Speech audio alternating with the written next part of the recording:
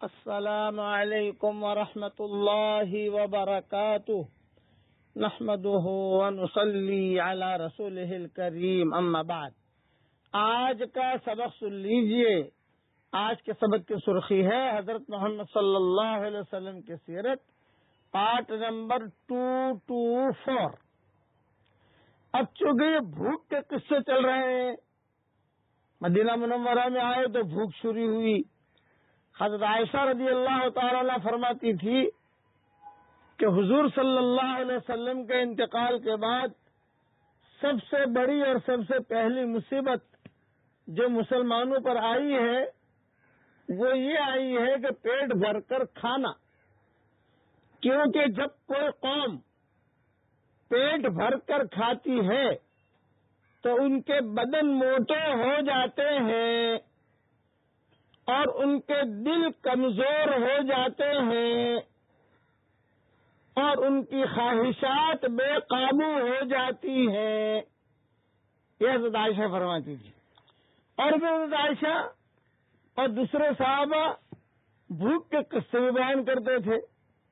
پہلوان بھی آتے تھے حضور صلی اللہ علیہ وسلم کے زمانے میں۔ آپ صلی اللہ علیہ وسلم کی عادت شریفہ تھی کہ عشاء کی نماز کے بعد آپ صلی اللہ علیہ وسلم جو بیٹھ جاتے ہیں کسی نماز کے بعد، تو ایک طرف مہاجرین ہوتے، ایک طرف انصار ہوتے، اصحاب صفہ والے بھی ہوتے۔ تو مہاجرین میں سے کچھ تو مال والے بن گئے تھے الحمدللہ، لیکن اصحاب صفہ والے اب بھی موجود تھے۔ تو آپ صلی اللہ علیہ وسلم صحابہ میں اعلان کرتے، بھئی یہ اللہ کے مہمان ہیں، کوئی ان کو لے جائے اپنے گھر پر۔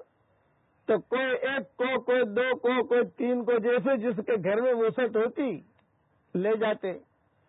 ایک مرتبہ ایک پہلوان آ گیا، تو وہ پہلوان بہت ظاہر بات ہے کہ پہلوان آدمی تو بہت زیادہ کھاتا ہے۔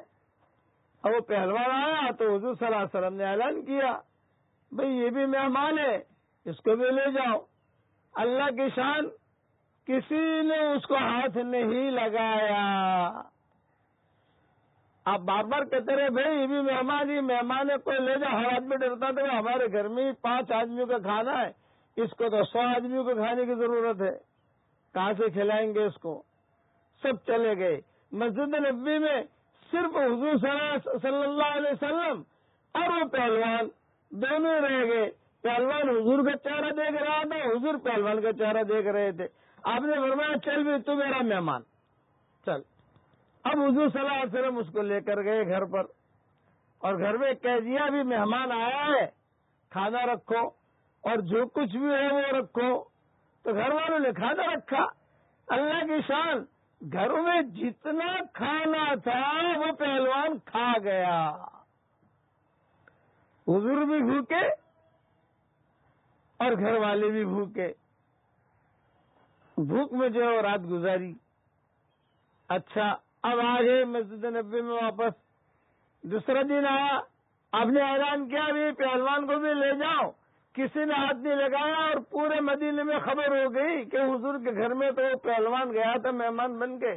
تو حضور گھر والے بھی بھوکے تھے، حضور صلی اللہ علیہ وسلم بھی بھوکے رہے، گھر والے بھی بھوکے رہے۔ دوسرے دن آپ نے اعلان کیا بھی اس کو لے جاؤ، تو کسی نے اس کو ہاتھ نہیں لگایا۔ بات کتاب ہوئی ہے کہ آپ مسکرائے اور کہا کہ چل بھی آج بھی تو میرا مہمان لے آئے گھر پر۔ تو کہا کہ مہمان لاؤ بھی کھانا دو۔ تو ماؤں نے پوچھا حضرت یہ بتائیے کون سا مہمان ہے؟ آپ نے فرمایا کل والا ہے۔ اب ماؤں نے کہا انا للہ و انا الیہ راجعون، آج بھی بھوکا سونا پڑے گا، اس لیے کہ وہ کل بھی سارا کھا گیا تھا، آج بھی کھائے گا۔ لیکن چونکہ حضور کا حکم تھا کھانا رکھ دیا۔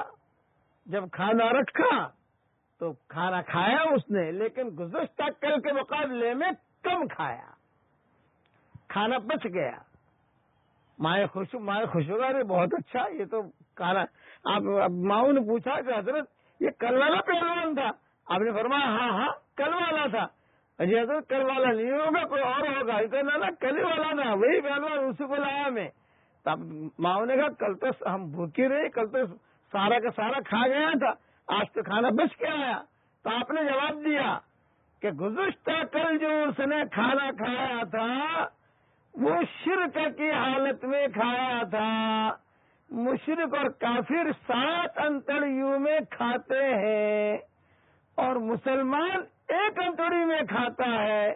آج وہ مسلمان ہو گیا ہے, اب وہ رضی اللہ تعالیٰ عنہ بن گیا ہے, اس لیے اس نے 1 انتڑی میں کھانا کھایا تو وہ اس لیے اس نے کھانا کم کھایا. اسی طریقے پر آپ کے زمانے میں ایک رکانہ پہلوان تھا, سب سے بڑا پہلوان. علماء نے لکھا ہے کہ 1000 آدمیوں کا مقابلہ کرتا تھا وہ, 1000 آدمیوں کا. ہاں, بکھرے موتی جلدام صفحہ 151 پر وہ رکانہ پہلوان کا قصہ میں نے لکھا ہے, وہاں دیکھ لو.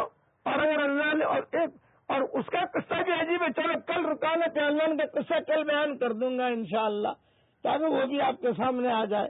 باقی تفصیل کل پوری کروں گا.